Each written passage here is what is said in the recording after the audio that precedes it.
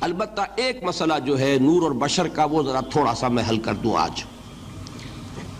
آپ سمجھتے ہوں گے لا ینحل ہے.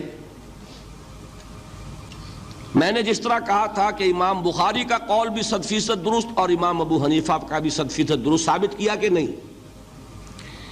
اسی طرح میں کہتا ہوں جو حضور کو بشر کہتے ہیں وہ بھی 100% درست، جو حضور کو نور کہتے ہیں وہ بھی 100% درست. مطلب کیا ہے؟ دیکھیے ہر انسان کے وجود کے دو حصے ہیں. میں نے پہلے دن شاید کچھ بیان کیا تھا. ایک خاکی وجود، اور اینیمل بینگ جو حیوان ہے ہمارا. ایک وہ روح ربانی جو اس میں پھونکی گئی. آدم میں جب وہ روح پھونکی گئی تب وہ مسجود ملائک بنے. فَإِذَا سَوَّيْتُهُ وَنَفَخْتُ فِيهِ مِن رُوحِي فَقَعُوا لَهُ سَاجِدِينَ. دو جگہ آیت ہے قرآن مجید میں ایک شوشے کے فرق کے بغیر، سورہ حجر اور سورہ صاد. جب میں اس کو پوری طرح تیار کر لوں اور اس میں اپنی روح میں سے پھونک دوں تو گر پڑنا اس کے سامنے سجدے میں. ہمارا جو خاکی وجود ہے وہ ظلمانی ہے، اور جو ہمارا روحانی وجود ہے وہ نورانی ہے. اس کی نسبت کس سے ہے؟ اللہ سے. بات سمجھ میں آئی؟ لیکن ہم نے اپنے اس نورانی وجود کو اپنے خاکی ظلمانی وجود میں دفن کیا ہوا ہے. اور محمد الرسول اللہ صلی اللہ علیہ وسلم کا وہ نورانی وجود آپ کے اس خاکی وجود پر اس درجے غالب تھا کہ وہ خاکی وجود معدوم کے درجے میں ہے، لیکن وہ حضور صلی اللہ علیہ وسلم پر اثر انداز نہیں ہو سکتا. وہی خاکی وجود ہے جسے ہم نفس کہتے ہیں. نفس غلبہ کر سکتا ہے محمد پر صلی اللہ علیہ وسلم. حضور کی شخصیت کی نورانیت نے آپ کی شخصیت کے خاکی وجود کا احاطہ کیا ہوا ہے. ہماری شخصیت کی ظلمانیت نے ہماری اس نورانیت کو گل کیا ہوا ہے، دفن کیا ہوا ہے، چھپایا ہوا ہے. بس یہ فرق ہے. انہیں آپ کہہ لیں نور، صحیح ہے، ان کی نورانیت غالب ہے. یہی بات ہے جو حضور نے اس طرح سمجھائی. دیکھو ہر انسان کے ساتھ ایک شیطان ہوتا ہے. اب کسی صحابی نے بڑی جرت سے کام لیا، پوچھ لیا حضور کہ آپ کے ساتھ بھی ہے؟ ہر انسان کے ساتھ جو کہا نا، تو انسان تو ہے آپ بھی، کیونکہ آپ کے ساتھ بھی ہے. آپ نے فرمایا ہے، لیکن میں نے اسے مسلمان کر رکھا. بات ختم ہو گئی. نفی نہیں ہے، وہ میرے تابع ہے، میرا مطیع ہے، مجھے گدن نہیں پہنچا سکتا.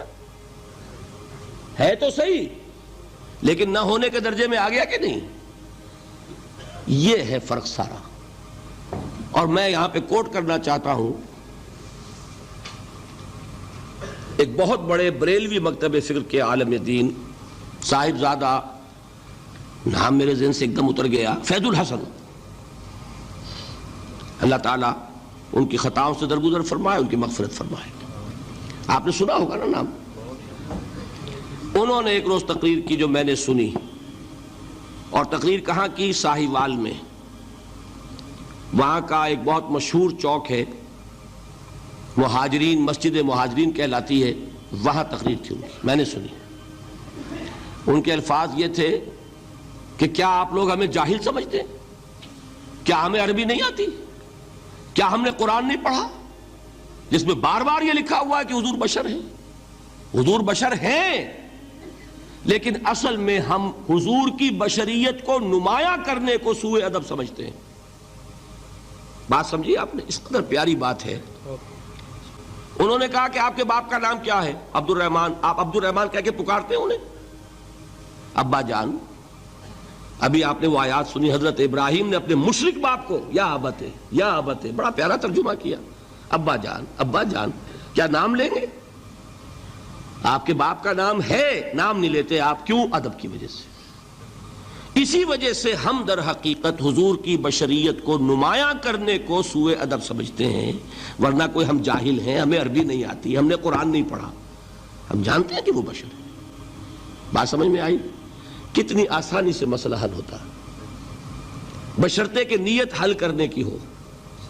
آخر آمنہ کے بیٹے ہیں، عبداللہ کے بیٹے ہیں، عبد المطلب کے پوتے ہیں، بچپن آپ پر گزرا ہے، لڑکپن آپ پر گزرا ہے، نوجوانی آپ پر آئی ہے، جوانی آپ پر آئی ہے، شادی آپ نے کی ہے، اولاد آپ کی ہے۔ کون بے وقوف احمق ہوگا کہ جو آپ کی بشریت کا انکار کرے گا؟ لیکن یہ کہ جس طریقے سے اس کو بیان کیا جاتا ہے وہ ایک مسئلہ بن گیا اختلافی، وہ رد و قضا اور کھینچ تان، اور اس میں بھی سمجھ لیجئے مثلکم پر جو ایمفیسس بعض حضرات دے دیتے ہیں اپنے توحیدی، جو ان کے اندر ایک مزاج ہے، اللہ تعالیٰ ان کے مزاج کو اور پختہ کرے، لیکن اس میں بھی مبالغہ کیا جاتا ہے۔ ایک حدیث مجھ سے سنیے جس میں حضور نے مثل کا انکار کیا ہے۔ مثلکم کا مطلب اگر کسی نے یہ سمجھا کہ بالکل ہم جیسے ہیں تو بہت بڑی مغالطے میں۔ حضور صوم وصال سے منع فرماتے تھے، خود رکھتے تھے۔ صوم وصال کیا ہے؟ آج روزہ رکھا، شام کو افطار نہیں کیا، وہی روزہ رات بھر چل رہا ہے، اگلے دن بھی چل رہا ہے، شام تک کو جا کے پھر کھولا تو 2 دن کا صوم وصال ہو گیا۔ اگلے دن بھی نہیں کھولا، چلا تو 72 گھنٹے کا صوم وصال ہو گیا۔ یہ کیا ہے؟ صوم وصال۔ خود رکھتے تھے اور صحابہ کو روکا۔ صحابہ میں سے کسی نے ہمت کر لی، حضور آپ خود رکھتے ہمیں روکتے؟ فرماتے ہیں ایکم مثلی، تم میں سے کون مجھ جیسا ہے؟ ابھی تو عند ربی، میں تو اپنے رب کے پاس رات گزارتا ہوں، ہوا یطعمنی ویسقین، وہ مجھے کھلاتا ہے پلاتا ہے۔ بتائیے کون ہے جو اس کا دعویٰ کرے گا؟ حضور کے خصائص ہیں۔ حضور خود فرماتے ہیں تم صرف سامنے سے دیکھتے ہو، میں پیچھے سے بھی دیکھتا ہوں۔ کہاں ہوا وہ مثلیت؟ اگر آپ نے بالکل اپنے جیسا سمجھ لیا تو بڑے مغالطے میں ہیں آپ۔ نبی کا مقام ہے، نبی کا رتبہ ہے، نبی کے خصائص ہیں۔ آپ سو گئے تو آپ کی نیند، آپ کی وضو ٹوٹ گئی اور نبی سو گیا تو کہاں گئی مثلیت پھر؟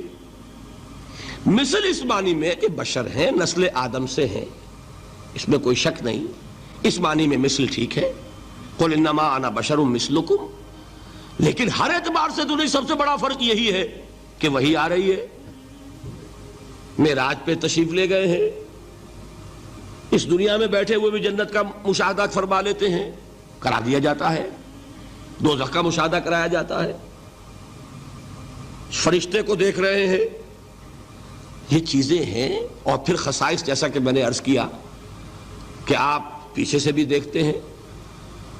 آپ کا معاملہ یہ ہے کہ آپ اگر سو جائیں تو آپ کا وضو نہیں ختم ہوگا۔ یہ ساری چیزیں جو ہے ان سب کو بیلنس کیجئے تو معلوم ہوگا کہ آپ بشر بھی ہیں 100% درست، لیکن آپ کی وہ نورانیت، آپ سراج منیر، ہدایت کا روشن چراغ، آپ کی جو روح انور ہے، وہ آپ کے اس جسدی وجود پر اس طریقے سے حاوی ہے کہ گویا کہ اس نے اس کی ظلمانیت کو ختم کر کے رکھ دیا ہے۔ اس معنی میں کوئی کہے نور مجسم تو مجھے کوئی اعتراض نہیں۔ یہ ہے ان چیزوں کو جمع کرنے کی شکل، خواہ مخواہ کی کھینچ تان کے سوا کچھ نہیں۔